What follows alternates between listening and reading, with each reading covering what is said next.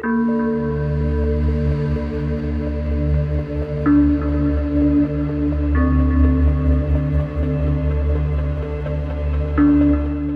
my name is Cole Carter. I was a 2025 Dall Sheep hunt winner.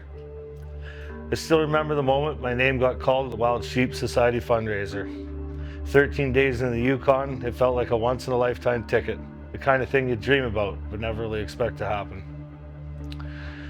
Not long after we pointed a truck north, we drove to Whitehorse. From there, it was a float plane into Iron North outfitting. Then a Super Cub took us into a remote lake that looked like the end of the map. We loaded our packs, and 4 hours later, we were deep into a muskeg hillside. When we finally hit a river, blew up some pack cross, and kept moving. Over the next 12 days, we covered about 95 kilometers. Half that time we got to spend on top of the world in the big mountains. Big country, big weather, and also we had big silence. The truth is, we just didn't find what we were looking for. It was a very low density area. We worked very, very hard for every mile. Sometimes that's just how it goes.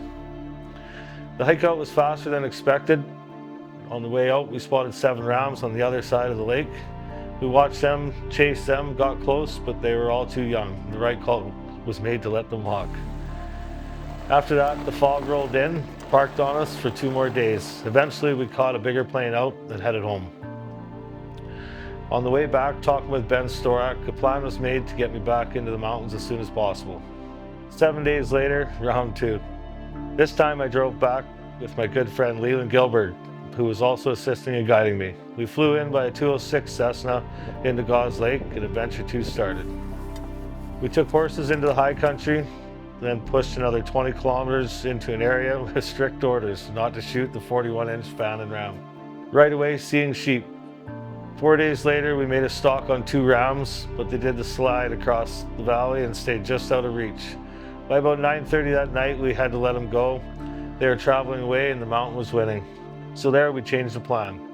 We dropped into a completely different draw, climbed down a set of waterfalls, and found the original 5 rams again. 2 of them looked really good, and we picked one, and away we went.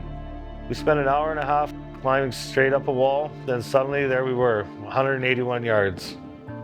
At 10:30 at night, I took the ram. I just sat there for a second, watched that dream come true. We made a supper right on the side of the mountain, field dressed the sheep. Right there, and around midnight, we stayed on the grass in a little pocket. Then it proceeded to pour rain on us for the next 5 hours.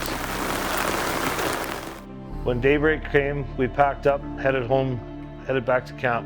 Heavy packs and big smiles. That afternoon, we were eating sheep tenderloins over the fire, working on the cape and horns, just taking it all in. I want to say a big thank you to Ben Storak with Iron North Outfitting and Wild Sheep Society and everybody involved who made this dream possible. Something I'll never forget.